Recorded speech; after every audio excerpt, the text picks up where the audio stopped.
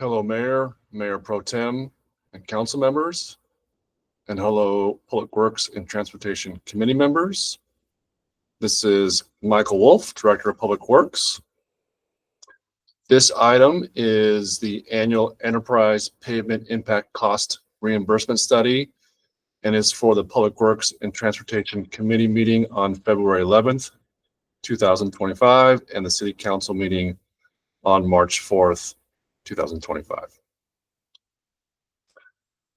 The recommendation for the Public Works Committee is that the Public Works and Transportation Committee recommend that the annual Enterprise Pavement Impact Cost Reimbursement Study be forwarded to the City Council as a receive and file item. And the recommendation for the City Council is that the City Council receive and file the Pavement Impact Cost Reimbursement Study. So a little background on this item. City has enterprise funds. The three enterprise funds that will be discussed for this item is the water, wastewater, and the solid waste funds. These three enterprise funds have had in the past an infrastructure use fee transfer. So that has been a transfer of money from those three funds, those three enterprise funds, to the general fund. And that was done utilizing a 2014 report that was done by a consultant, HF&H, and that was titled an Enterprise Fund Allocation Study. And that study calculated the enterprise's share of three specific areas as shown on the slide there. So public safety, police and fire specifically, governmental facilities, and then right-of-way pavement maintenance. And so those three areas, the report calculated the enterprise's fair share of those three areas and calculated a transfer of funds from the enterprise to the general fund. In 2014, there was a lawsuit that indicated that IUF transfer violated the California Constitution, specifically Article 13D. And in 2021, there was a judgment that agreed with that and indicated that the city needed to cease the IUF transfer, not only going forward, but also a certain number of years going backwards. So the city reimbursed those enterprise funds going backwards a certain number of years. They also stopped the transfer going forward, and they also reduced some of the rates for water, wastewater, and solid waste. Now, when you actually look at the judgment and go into the details of the judgment, what the judgment says, and I'll read it there on the slide, the ruling is without prejudice to the city's establishment of an IUF transfer methodology, which reasonably represents the actual cost the city's public safety, governmental agency, and streets and roadways maintenance funds of providing water, wastewater, and solid waste disposal services to property owners.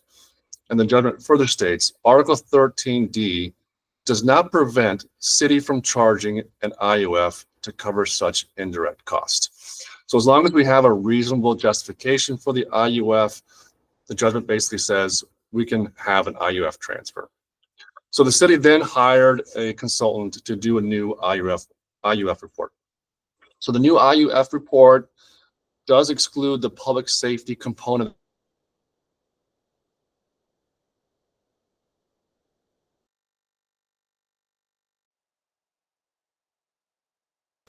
Very quantifiable data in it. Specifically, some examples there on the screen are the pavement condition index. We also, in the report, talk about and have identified our solid waste routes. That's the routes the trucks take that collect the trash. We also talk specifically about the weight of those trucks. We also have done field inspections of the conditions of our street. That's in the report. And then the report then identifies the damage that the utilities do on the street pavement.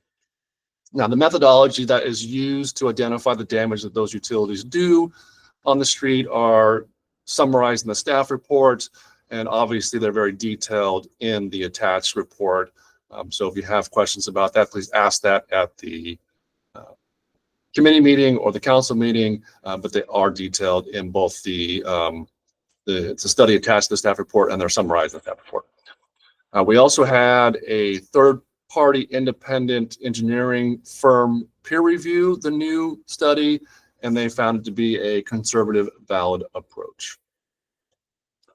Now, looking at any fiscal impact, that obviously with a receive and file, there's no fiscal impact for receiving and file the report, but we did want to identify some of the dollar amounts that are in these new reports. So when looking at the approximate IUF calculation, the new report, you can see the numbers there on the screen. So roughly a little over $2 million would be the new IUF transfer once it's included in any of the new rates. So the water rates that were approved in 2023, we did not have a new IUF calculation. So there's no IUF component in the water rates that were approved in 2023. If and when a new rate case comes for water, staff will recommend the IUF be included in that. The solid waste rates that were approved in 2024, the cost of service analysis did include an IUF starting in January 2025. So the IUF component in the solid waste rate case that was approved in April 2024, the cost of service analysis did include the IUF component. And then we have not had a wastewater